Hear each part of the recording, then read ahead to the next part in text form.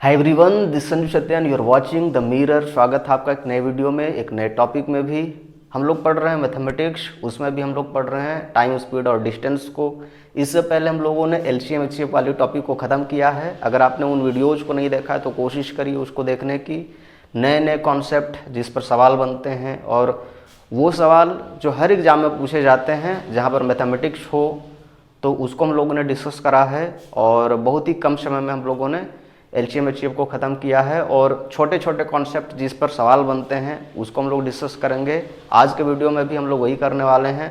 पिछली क्लास में हम लोगों ने डिस्कस किया था कि अगर डिस्टेंस समान हो, यानी दो लोग चलते हों सेम दूरी को, तो किस तरह से हम लोग टाइम या फिर दूरी निकाल सकते हैं, या फिर स्पीड की बात करें तो वो कैसे निकलती है, उसको हम लोगों ने देखा था। आज भी हम लोग उस कॉन्सेप्ट को आगे बढ़ाने की कोशिश करेंगे, क्योंकि पिछली वीडियो में हम लोगों ने जो बेसिक था उसको पढ़ने की कोशिश करा था, और आज की वीडियो में हम लोग उसको आगे बढ़ाने की कोशिश करेंगे। तो हम लोगों ने पिछली क्लास में बात किया था कि अगर दो लोग हों, जैसे एक ए और एक बी, जो सेम डिस्टेंस को कवर करते हैं डी, तो हम लोगों ने कहा था कि स्पीड अलग अलग होगी। मान के चलिए ये S1 स्पीड से चलता है और T1 टाइम लेता है, ये S2 स्पीड से चलता है, T2 टाइम लेता है।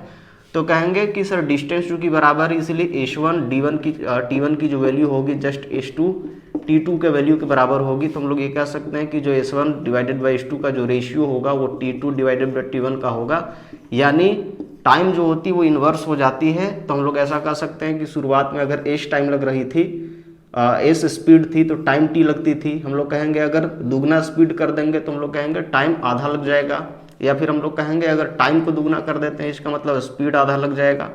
तो ये बेसिक सा कॉन्सेप्ट है। अगर 3 डिवाइडेड बाई 4 की स्पीड है तो इसका मतलब टाइम कितनी लगेगी, 4/3 की टाइम लगेगी। कुछ इस तरह का हम लोगों ने कैलकुलेशन करा था, और इस पर हम लोगों ने 2-3 सवाल करने की कोशिश करी थी। आज 7 से 8 हम लोग सवाल करेंगे, उसके बाद ये टॉपिक पूरा का पूरा खत्म हो जाएगा। फिर कोई नए कॉन्सेप्ट पर हम लोग सवाल करने की कोशिश करेंगे। कुछ नई चीज़ नहीं है, बस आप ऐसे समझिएगा कि जब स्पीड ज़्यादा हो इसका मतलब है कि टाइम कम लगेगी उसी अनुपात में, और अगर टाइम ज़्यादा लग रही है इसका मतलब स्पीड उसी अनुपात में कम है। इसके कारण से ऐसा हो रहा है। और यहाँ पर मैंने वही बताने की कोशिश करी है कि अगर स्पीड को दुगना कर देते हैं तो टाइम आधा लगेगी जितना पहले लगता था।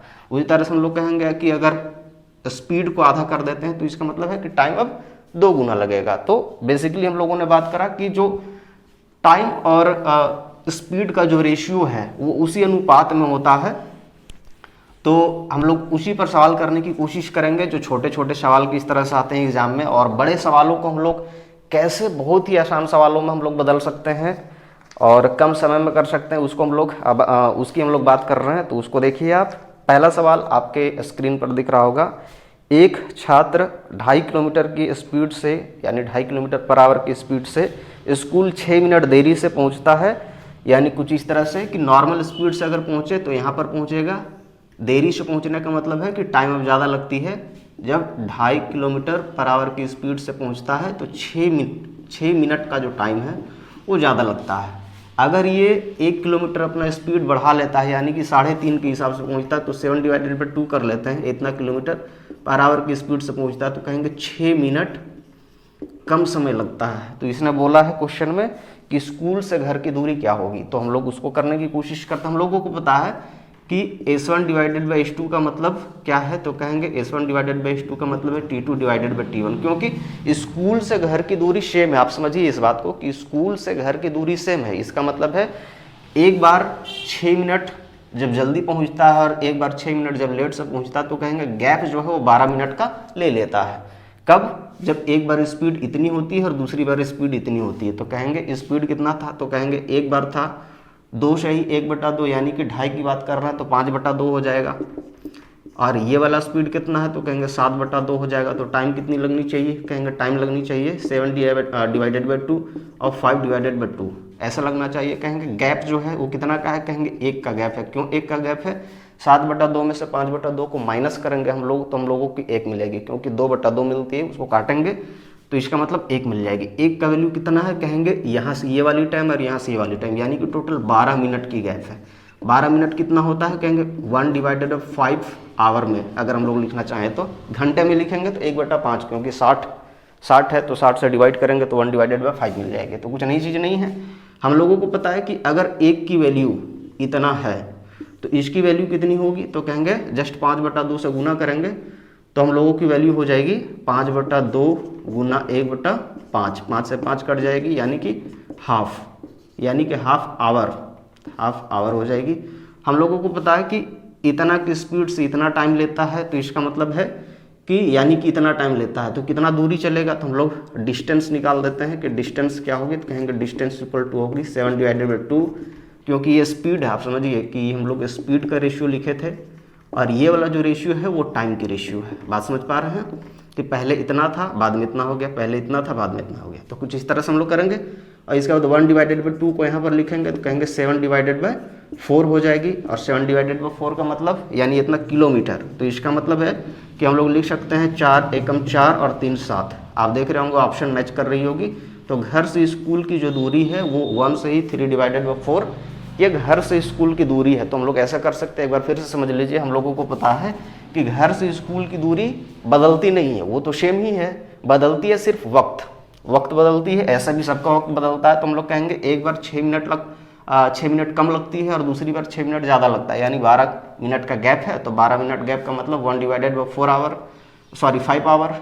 तो हम लोग कहेंगे उसी को हम लोगों ने इस फॉर्मूले पर रखा, इस कॉन्सेप्ट पर रखा है, और इस कॉन्सेप्ट से हम लोगों को जब कैलकुलेशन करते हैं तो 1 सही 3/4 हम लोगों की आंसर आती है। कुछ नई चीज़ नहीं है।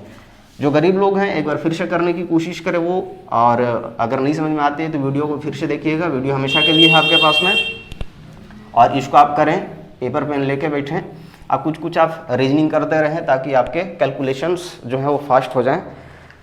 नेक्स्ट आगे वाले क्वेश्चन में आते हैं, और यहाँ पर लिखा गया है कि एक रेसिंग ट्रैक है जिस पर 108 किलोमीटर/आवर की औसत गति से एक चक्कर पूरा करने के लिए 15 मिनट का समय लगता है। एक चक्कर 12 मिनट में पूरा करने के लिए स्पीड कितनी होनी चाहिए, स्पीड का रेट कितना होना चाहिए, ये क्वेश्चन है हम लोगों का। जैसे पहली बात है कि अगर 108 किलोमीटर/आवर की स्पीड से चलते हैं तो इसने बोला है कि टोटल हम लोगों को 15 मिनट का टाइम लगता है, 15 मिनट। तो बोलता है इसने 12 मिनट अगर हम लोग टाइम लें तो इसका मतलब स्पीड क्या होनी चाहिए। हम लोगों को पता है कि स्पीड जो होगी वो कम से कम 108 से तो ज़्यादा ही होगी, क्योंकि इसने टाइम कम कर दिया है, डिस्टेंस सेम कवर करना है। तो डिस्टेंस अगर सेम हो तो फिर से वही बात हम लोग करेंगे कि S1/S2 का वैल्यू क्या होगा, तो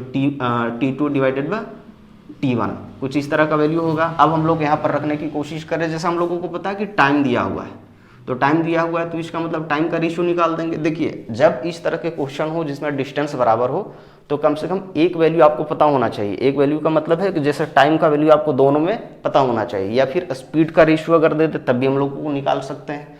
तो यहाँ पर टाइम का रेशियो निकाला हुआ था, तो हम लोग कहेंगे एक बार 15 लगती है, 12 स्पीड कितनी होनी चाहिए, जस्ट उल्टा कर देंगे 12/15। 12/15 का कितना मतलब हो गया, तो कहेंगे सर इसको काटो 3 से, तो 4 आ जाएगी, यहाँ पर 5 आ जाएगी। बात समझ पा रहे हैं। इसके बाद इसने बोला है यानी अगर हम लोग 15 से चलें तो 4 घंटे की टाइम लगती है, अगर 12 से चलें तो 5 घंटे की टाइम लगती है, कुछ इस तरह से। उसके बाद इसने बोला है कि 12 मिनट में पूरा करने के लिए गति कितनी बढ़नी चाहिए। तो गति कितनी बढ़नी चाहिए उसकी हम लोग बात कर रहे हैं कि अगर 12 मिनट के हिसाब से चलें तो गति कितनी बढ़नी चाहिए। हम लोगों को पता है कि जब 15 के हिसाब से चलते हैं तो 4 लगती है, 15 के हिसाब से कितना लगता है 4, यानी इस 4 का वैल्यू जो है वो 108 के बराबर था, इतना किलोमीटर/आवर के बराबर था। तो इस 5 का वैल्यू, ये हम लोग स्पीड की बात कर रहे हैं क्योंकि हम लोगों ने पहले टाइम को लिख दिया है, इधर टाइम हम लोगों ने लिख दिया है और जस्ट इसको उल्टा किया। तो हम लोग कहेंगे कि जब 15 से चलते थे 4 लगती थी, यानी 108 किलोमीटर/आवर है स्पीड, 4 की वैल्यू 108 है, तो 5 की कितनी हो जाएगी, कहेंगे 5 × 108/4 करेंगे, तो 4 से इसको काटेंगे, 4 दूना 8, 2 बच रही है, 4 7 28, और इसको हम लोग मल्टीप्लाई करेंगे तो 7 बचे 35, 3 बच रही थी, 5 दूना 10, 3 13, 135 किलोमीटर/आवर की स्पीड होगी, जो कि 108 से तो ज़्यादा ही है। मैंने पहले ही बोल दिया था कि ये वाली स्पीड जो निकलेगी वो कम से कम 108 से ज़्यादा निकलेगी, तो हम लोग को पता है 135 आई।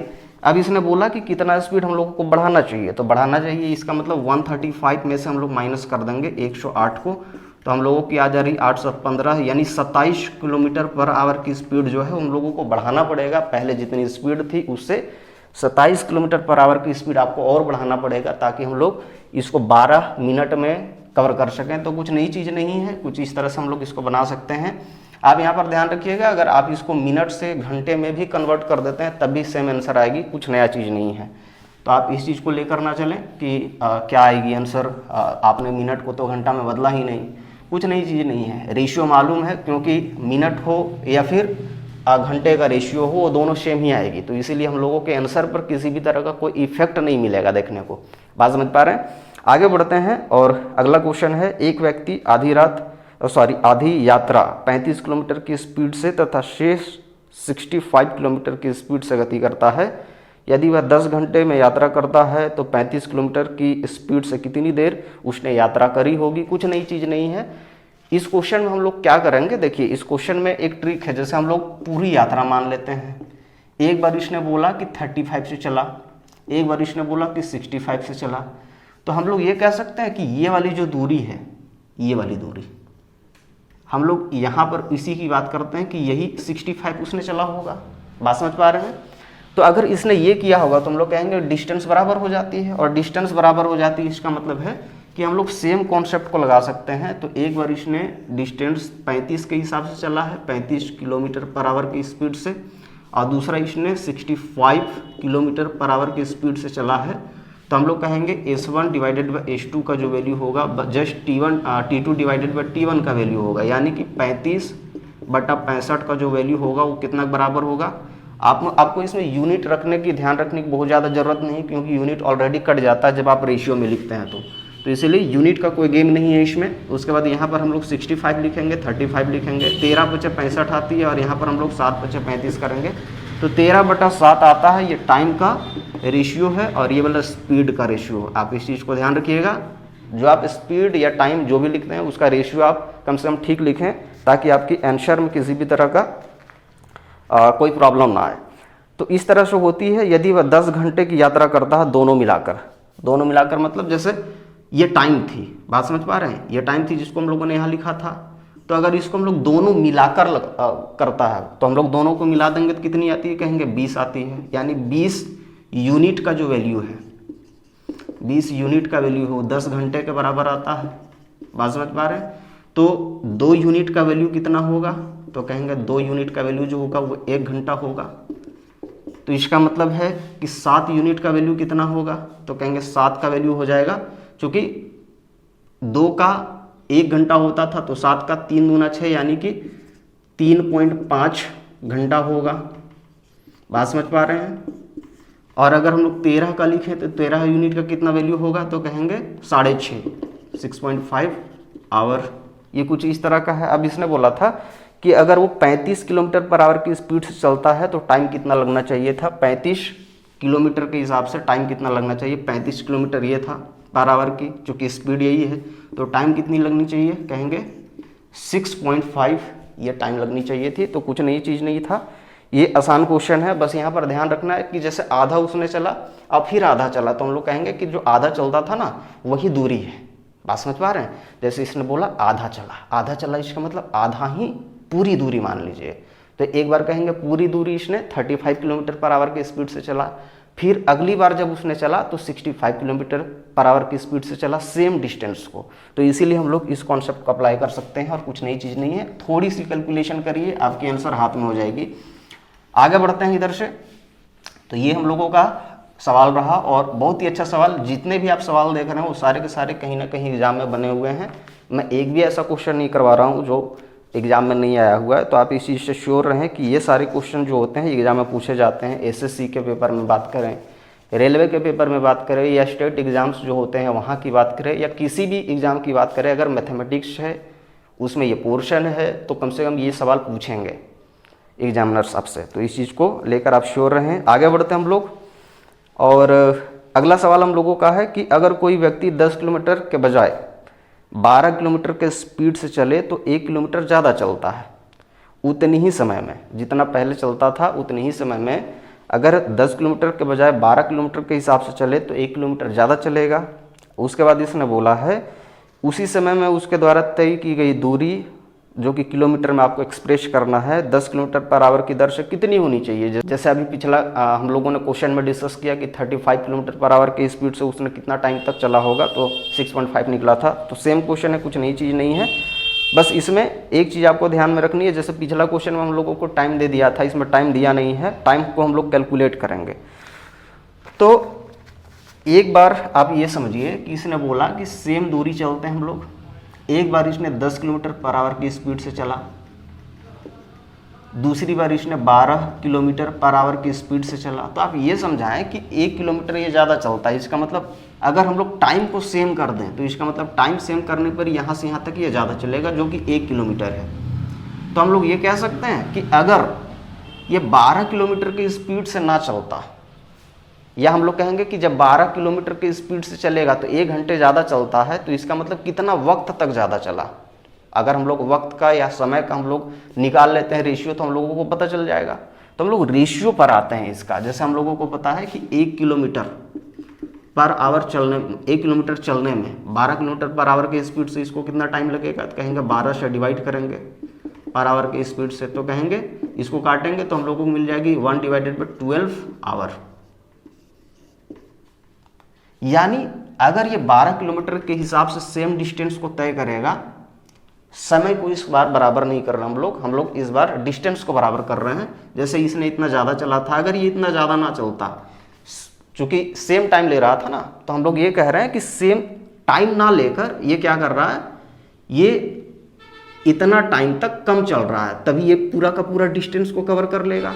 अगर ये कर लेता है तो इसका मतलब है कि इतना टाइम वो बचा रहा है। बात समझ पा रहे हैं? ये टाइम जो है वो बची हुई टाइम है, टाइम का गैप है 10 और 12 के बीच में। अब आगे हम लोग बढ़ते हैं और इस क्वेश्चन को करने की कोशिश करते हैं। जैसे हम लोग को S1 डिवाइडेड बाई S2 पता था, equal to T2 divided by T1 पता था, तो स्पीड का रेशियो तो कम से कम दिया हुआ था, एक बार 10 का, दूसरे बार 12 का। हम लोग आगे इसको क्रॉस करेंगे तो हम लोगों को 12 डिवाइडेड बाई 10 मिलेगी। इसको अगर हम लोग डिवाइड करते हैं 5 दूना 10, 6 दूनी 12, तो कहेंगे एक का जो गैप है वो इतना आवर देता है। बात समझ पाए हैं? अगर ये इतना आवर देता है, अगर एक का वैल्यू जो है वो 1/12 है, तो इस 5 का वैल्यू क्या होगा, तो कहेंगे 5/12 आवर। 6 का वैल्यू क्या होगा, तो कहेंगे 6 का वैल्यू हो जाएगा 1/2 आवर। 1/2 का मतलब कितना हो गया, कहेंगे 30 मिनट। इसको मैं ऊपर लिखता हूँ, तो ये हो जाएगी हाफ आवर।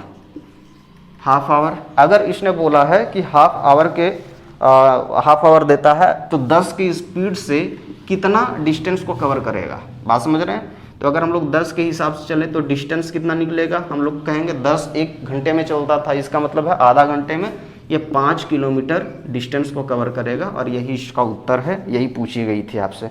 तो कुछ नई चीज़ नहीं है, आसान क्वेश्चन है। फिर से एक बार समझ लीजिए, जैसे इसने बोला था कि अगर 10 की स्पीड से चले तो जो नॉर्मल टाइम थी उसके हिसाब से हम लोग पहुँच जाएंगे। बात समझ रहे हैं? कुछ डिस्टेंस को। इसके बाद इसने बोला कि अब 10 से नहीं चलते, अब 12 से चलते हैं। अगर 12 से चलते हैं ना, तो सेम टाइम में जितना टाइम इसने ये 10 वाला में लिया था, अगर उतना ही टाइम अगर हम लोग ले 12 के हिसाब से, तो हम लोग कहेंगे कि 1 किलोमीटर ज़्यादा चल लेंगे। तो हम लोग ये कह रहे हैं कि 1 किलोमीटर ज़्यादा क्यों चले, क्योंकि डिस्टेंस तो सेम ही कवर करनी है। तो कहेंगे सर 1 किलोमीटर जो ज़्यादा चलते थे ना, उसमें टाइम कितना लगा, आप वो कैलकुलेट कर लो। तो हम लोगों ने कैलकुलेट किया, तो हम लोगों को 1/12 मिला। चूँकि 1 किलोमीटर चलता था 12 के हिसाब से, तो 1/12 मिला। इतना आवर इसने एक तरह से बचा लिया। अगर सेम डिस्टेंस को कवर करेगा तो ये ज़्यादा क्यों चले, तो इसीलिए सेम डिस्टेंस में इतना टाइम बच जाएगा। तो हम लोगों ने वही किया कि यहाँ पर स्पीड का रेशियो दिया हुआ था, स्पीड का रेशियो है तो टाइम का रेशियो निकल जाएगा। अगर टाइम का रेशियो है तो कहेंगे गैप कितना है, कहेंगे 1/12 आवर का, 1 का वैल्यू। और इस तरह से हम लोगों ने इस क्वेश्चन को करने की कोशिश करी है। कुछ नहीं, आप इस सवाल को पॉज करके देखें, अगर नहीं समझ में आ रही है तो। ऐसे सवाल में है कुछ नहीं, सवाल बहुत ही आसान है। और इसी तरह के जो लेंदी सवाल होते हैं उसको हम लोग कैसे कैलकुलेशन से ठीक कर सकते हैं, आसान कैसे कर सकते हैं, उसी को हम लोग करने की कोशिश कर रहे हैं। तो वीडियो को आप अंत तक देखा करिए और दोस्तों को बताएं, उनको शेयर करें लिंक वीडियो के, और उनको बताएं कि सारी चीज़ें कैसे चल रही हैं। नेक्स्ट वीडियो में हम लोग फिर से मिलेंगे, लेकिन उससे पहले 2 सवाल और हैं, उसको हम लोग करने की कोशिश करेंगे। 2 से 3 सवाल हैं, तो आगे बढ़ते हैं। हम लोगों का अगला क्वेश्चन है, किसी वाहन द्वारा कोई दूरी किसी चाल से कवर की जाती है, नहीं पता कि कितना चाल है, स्पीड क्या है नहीं पता, और कितना डिस्टेंस है ये भी नहीं पता, बस कुछ डिस्टेंस होगी और जब उसको कवर करते हैं तो कुछ समय लगती है किसी स्पीड से। यदि इस आधी दूरी एक अन्य वाहन द्वारा इसे दुगने समय में तय की जाती है तो वाहनों के स्पीड का रेशियो क्या होगा। छोटी सी क्वेश्चन है, कुछ नहीं है। देखिए जैसे अगर ये डिस्टेंस है तो कहेंगे इसको कवर करने में पहले टी टाइम लगती थी अगर एस की स्पीड से चले तो, या S1 की स्पीड से चले तो। फिर इसने बोला कि जब आप आधा दूरी तय करते हैं तो आपको मतलब आधा दूरी कवर करने में आपको दुगना टाइम लगता है। तो इसका मतलब है कि जब आप पूरा डिस्टेंस कवर करिएगा तो नॉर्मल इंसान कोई भी कहेगा कि सर अब 4 गुना टाइम लगेगा। तो हम लोग ये कह सकते हैं कि सर कुछ इस तरह से रेशियो बन रहा हम लोगों का। 4 गुना टाइम का मतलब अब 4 लगती है, पहले 1 लगती थी तो अब 4 लगती है। हम लोग ऐसा कर सकते हैं। तो इसका मतलब ये हो गया कि हम लोग ऐसा कर सकते हैं कि sir T1 divided by T2 का जो होगा रेशियो वो कितना होगा, तो कहेंगे S2 डिवाइडेड बाई S1 का रेशियो होगा। यानी पहले 1 लगता था अब 4 लग रहा था, क्रॉस करेंगे तो 4:1 का रेशियो बनना चाहिए था हम लोगों का, और यही इसका उत्तर है। सॉरी, 4 इधर करेंगे 1 इधर करेंगे और यही इसका उत्तर है। तो ऑप्शन 3 जो हो जाएगी, सॉरी ऑप्शन 4 जो हो जाएगी वही इसका आंसर है। कुछ नई चीज़ नहीं है इस क्वेश्चन में, तो ऐसे समझना था। फिर से समझ लीजिए, जैसे हम लोगों को पता है कि डिस्टेंस वही है, पहले टाइम 1 लगती थी, उसके बाद इसने बोला कि आधा डिस्टेंस जब कवर करेंगे तो दुगना टाइम लगेगा। इसका मतलब पूरा डिस्टेंस कवर करने में हम लोगों को 4 गुना टाइम लगेगा। तो उस हिसाब से 1/4 का रेशियो बनेगा टाइम का। अगर 1/4 का रेशियो बन रहा है तो स्पीड का रेशियो क्या बनेगा, जस्ट इसका रिवर्स, यानी कि 4 ऊपर 1 नीचे, यानी 4:1 का रेशियो बनेगा। तो कुछ इस तरह से हम लोग इस क्वेश्चन को कर सकते हैं। कुछ नई चीज़ नहीं है इस क्वेश्चन में, बस आप इसका लैंग्वेज समझें। इसमें डिस्टेंस का कोई खेल नहीं है, डिस्टेंस दिया हुआ भी नहीं है, आपको निकालने की ज़रूरत भी नहीं है। आगे बढ़ते हैं और अगला क्वेश्चन है, किसी दूरी को तय करने के लिए ए और बी के चालों का अनुपात जो है वो 3:4 का है। फिर से रेशियो का क्वेश्चन है। तो इसने ये बोला कि ए और बी के चालों का अनुपात कितना है, 3:4 का है। डेस्टिनेशन पॉइंट तक पहुंचने में ए से बी को 30 मिनट अधिक लगते हैं। ए द्वारा लिया गया समय क्या है, ये हम लोगों को पूछा गया। तो आइए इसको करते हैं। जैसे इसने बोला है कि चाल का अनुपात क्या है, तो कहेंगे S1 डिवाइडेड बाई S2 का वैल्यू क्या है, तो कहेंगे दिया हुआ था 3/4। तो इसका मतलब टाइम का रेशियो क्या होगा, तो कहेंगे टाइम का रेशियो होना चाहिए 4/3 का। तो 4/3 का अगर रेशियो होगा तो इसने बोला कि 30 मिनट अधिक लगते हैं। 30 मिनट यानी कि ये वाला जो है 3 से 1 बड़ा है, तो 1 का वैल्यू क्या है, कहेंगे 30 मिनट। बात समझ पा रहे हैं। अगर ये 1 का गैप जो है 30 मिनट को शो करता है तो 3 का मतलब क्या है, कहेंगे 3 का जो वैल्यू होगा वो 90 मिनट होगा। ठीक है। 4 का वैल्यू क्या होगा, तो कहेंगे 4 का वैल्यू 120 मिनट होगा 30 के हिसाब से। तो इसने ये बोला था मिनट का मतलब हम लोग कहेंगे घंटा में बदलेंगे तो 2 आवर। इसके बाद हम लोग ये कहता है क्वेश्चन कि ए द्वारा लिया गया समय कौन है, उसको निकालें आप। तो ए ये वाला टाइम लेता था, 4 लेता था, इसीलिए 3 से 4 होने पर 30 मिनट ज़्यादा लगता था। इसका मतलब ए का स्पीड जो है वो चाहे जितना भी हो लेकिन 2 घंटा ज़्यादा लेगा। स्पीड का रेशियो तो ऐसे दिया हुआ था, तो हम लोग ये कह सकते हैं कि 2 घंटे ए जो है वो ज़्यादा चलता है बी से, तब वो पूरी डिस्टेंस को कवर करता है। तो कुछ नई सवाल नहीं थी इस क्वेश्चन में, कोई नया कॉन्सेप्ट नहीं था जिसको हम लोग डिस्कस करते हैं। तो इस तरह से हम लोगों ने इस क्वेश्चन को किया। आगे बढ़ते हैं और ये लास्ट क्वेश्चन हम लोगों की, उसके बाद आज का ये कॉन्सेप्ट खत्म होगा। फिर हम लोग किसी अगले कॉन्सेप्ट में बढ़ेंगे। इसमें ये पूछा गया कि ट्रेन ए को 800 किलोमीटर की दूरी तय करने के लिए ट्रेन बी से 6 घंटे अधिक लगती है। यदि ट्रेन ए की स्पीड दुगनी कर दी जाती है तो ट्रेन बी से 2 घंटे कम समय लेती है। ट्रेन बी की स्पीड क्या होगी, उसी तरह का है लेकिन थोड़ा सा ट्विस्टेड क्वेश्चन है। चलिए देखते हैं इस क्वेश्चन को। जैसे इसने बोला कि यहाँ पर बी ट्रेन पहुँचता अपने नॉर्मल स्पीड से, अगर ए चले तो ए चलती है 800 किलोमीटर की दूरी डिस्टेंस दे दी गई है, तो बी से 6 घंटे अधिक लगती है। तो इसने बोला कि ये 6 घंटा 6 आवर ज़्यादा लेता है। आगे इसने बोला कि यदि ट्रेन ए की स्पीड दुगनी कर दी जाती है। अच्छा, 6 आवर कब ज़्यादा लेता है, जब ये नॉर्मल स्पीड से चलता है, यानी S1 T1 टाइम लिया तो इसने 6 घंटे ज़्यादा टाइम लिया। इसके बाद इसने बोला कि जब ये दुगने स्पीड से चले, यानी कि यहाँ पर हम लोग कहेंगे कि अब S दुगना हो गई, तो हम लोगों को पता है कि अगर S दुगना हो गई तो टाइम आधा लगना चाहिए था। तो कहेंगे कुछ इस तरह से जब होता है तो 2 घंटे कम लेती है। तो इसका मतलब है कि ये जो गैप है वो कितना है, कहेंगे 2 आवर का गैप है। तो हम लोग कहेंगे टोटल टाइम कितना कम हुआ यहाँ से यहाँ। आप बात को समझिए, जैसे पहले नॉर्मल स्पीड से चला तो इसने 6 घंटे ज़्यादा लिया, बी से ज़्यादा लिया, चाहे बी की स्पीड कुछ भी रही उससे लेना देना हम लोगों को नहीं है, ए की हम लोग बात कर रहे हैं। तो कहेंगे ए वाली जो स्पीड है अगर नॉर्मल स्पीड उसकी S1 है तो T1 टाइम लगेगी, उस हिसाब से इसने 6 घंटे ज़्यादा का टाइम लिया। उसके बाद हम लोग कहेंगे कि सर अगर बी से कंपेयर करें ना और इस स्पीड से कंपेयर करें, अगर इसका स्पीड दुगना हो जाता है तो इसका मतलब टाइम कितना लगना चाहिए था, आधा। आप सिंपल सोच के देखिए कि 10 किलोमीटर चलता है कोई 1 घंटा में, अगर उसकी 20 की स्पीड कर देते हैं तो अब आधा घंटा में चलेगा वही सेम डिस्टेंस को। तो यहाँ पर भी हम लोग वही बात कर रहे हैं कि अगर इसकी स्पीड दुगना हो गई तो दुगना हो गई, इसका मतलब है कि टाइम कितना लगना चाहिए, आधा। तो कहेंगे सर यहाँ से यहाँ का टाइम जो होगा वो कितना बचा हम लोगों को, तो कहेंगे यहाँ से यहाँ का टाइम अगर बात करेंगे ना तो आधा टाइम बच गया, ये आधा टाइम बचा लेता है अगर स्पीड को दुगना करता है तो। और इस आधे टाइम का वैल्यू अगर हम लोग बात करें तो कितना हो जाएगा, कहेंगे सर 6 घंटा शुरुआत में बचाया इसने, क्योंकि यहाँ से यहाँ पहले इसको इतना होना पड़ेगा फिर इसके बाद वापस इतना होना पड़ेगा, तो हम लोग कहेंगे 2 घंटा इधर से और 6 घंटा इधर से, यानी टोटल इसने 8 घंटे जो है वो बचा लिए। तो इसका मतलब है कि अगर t डिवाइडेड बाई 2 का वैल्यू 8 घंटा है तो सिर्फ t का वैल्यू क्या होगा, तो कहेंगे सर 16 घंटे।